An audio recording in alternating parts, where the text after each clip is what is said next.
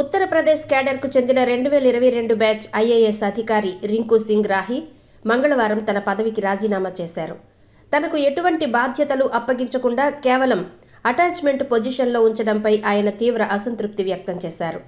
ప్రజలకు సేవ చేసే అవకాశం కల్పించకుండా ఖాళీగా ఉంచి జీతం ఇవ్వడం తన నైతిక విలువలకు విరుద్ధమని, పనిచేయకుండా వేతనం తీసుకోవడం కూడా ఒక రకమైన అవినీతేనని ఆయన ఈ సందర్భంగా పేర్కొన్నారు. ఈ వివాదానికి మూలం గత ఏడాది జూలైలో జరిగిన ఒక సంఘటనలో ఉంది.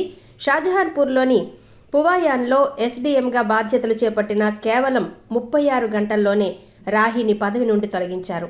తహసీల్ కార్యాలయ తనిఖీ సమయంలో ఒక క్లర్క్ బహిరంగంగా మూత్ర విసర్జన చేయడం చూసి రాహి ఆగ్రహం వ్యక్తం చేశారు.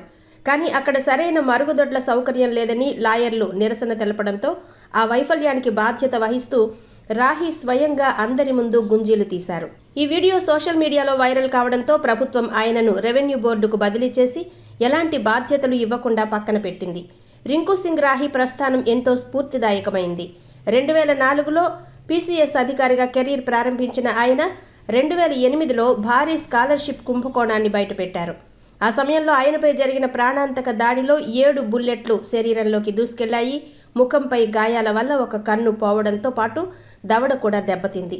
అటువంటి క్లిష్ట పరిస్థితుల్లోనూ పట్టుదల కోల్పోకుండా చదివి 2022లో ఐఏఎస్ సాధించి అందరి ప్రశంసలు అందుకున్నారు. ఇప్పుడు అదే వ్యవస్థలో పనిచేసే అవకాశం దక్కకపోవడంతో ఆయన రాజీనామా నిర్ణయం తీసుకున్నారు.